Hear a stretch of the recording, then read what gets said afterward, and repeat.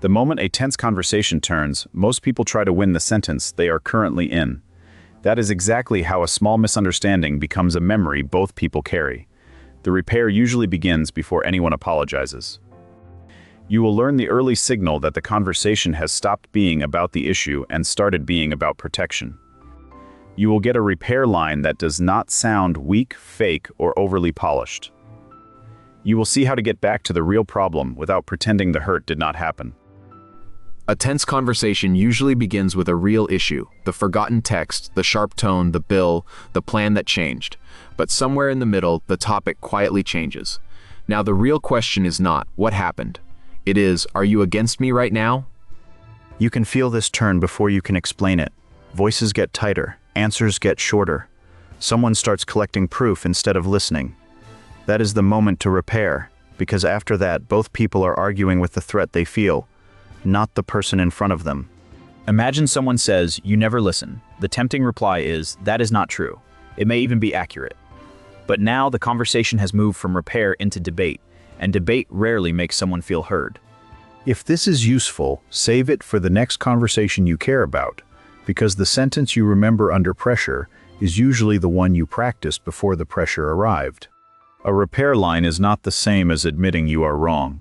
It is a signal that the relationship matters more than the current rhythm of the argument. The goal is to stop the damage long enough for both people to think again. Try this. I do not want this to turn into us fighting each other. I want to understand what felt bad to you. That sentence does three things.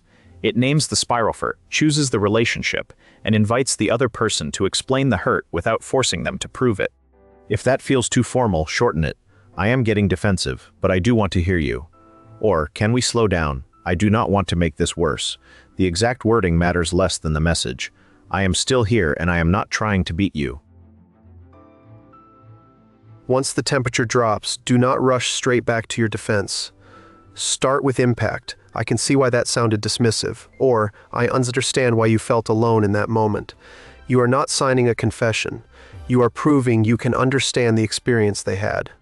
Then add your side with less force. Instead of, "You misunderstood me," try, "What I meant was different from how it landed." That keeps both truths in the room, your intention and their impact. Most tense conversations need space for both. Finally, ask for one small next step. What would help right now? Can we try that again? Do you want to pause and then come back? A tense conversation does not always need a perfect ending. Sometimes it only needs a better next minute. So the repair is simple but not easy. Notice when the conversation becomes protection. Name the spiral without blame. Validate the impact before defending the intention. Then choose one small next step instead of trying to solve the whole relationship in one heated minute. You will see how to get back to the real problem without pretending the hurt conversations, because repair is not about being perfect. It is about catching the moment before pride makes the repair more expensive. The strongest conversations are not the ones with no tension. They are the ones where both people learn to